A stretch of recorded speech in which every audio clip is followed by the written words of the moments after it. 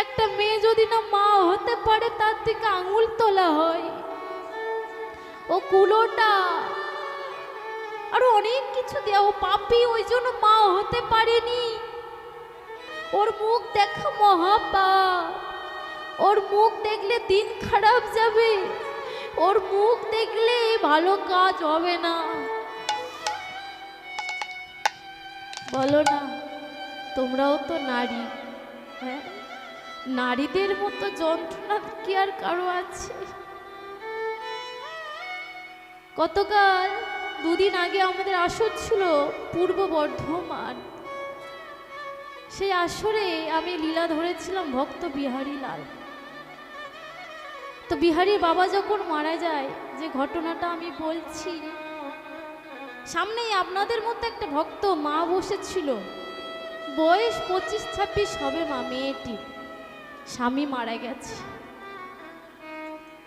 তো মেয়েটি পাগলের মতো হাউ হাউ করে কাঁদছে, এত কাঁদছে যে গাইব কি, ওখানে আমার স্তম্ভিত হয়ে গেছে। এত কাঁদছে মাটি, কারণ তার মনের ভিতর যে কষ্টটা, তার মনের ভিতর যে ব্যথাটা, তার মনের ভিতর যে কষ্টটা একটা নারী বুঝবে, যে নারী স্বামী হারা হয়েছে। এই কষ্টটা আর কেউ বুঝবে না গো। যে মা নারী স্বামী হারা হয়েছে, সন্তান হারা হয়েছে, নারীর জীবনের কষ্ট আর কোথাও নেই। এমন পাগলের মতো আসরে বসে কাঁদছে, তাকে দেখে আমার খুব কষ্ট হচ্ছিল।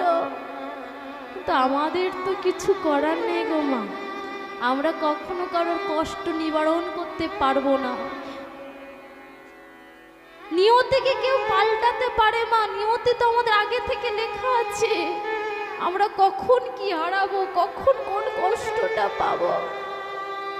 তো ওই মাকে বলেছিল, মা কেঁদো না, তোমার যখন কষ্ট হবে কাউকে বলবে না, কারণ তোমার জীবনে যে কষ্ট যদি তুমি আরেকজনকে বলতে যাও না, দুদিন পরে হলেও সে ঠাট্টা তামাশা করবে। তোমার কষ্টের দিনে তুমি এই ভগবানের চরণে গিয়ে কাঁদবে, ভগবানকে জানাবে মনের কথা। আর একটা কথা জানবে, ভগবান যা করে ভালোর জন্য করে। ভগবান হয়তো এটাই তোমার জন্য ভালো।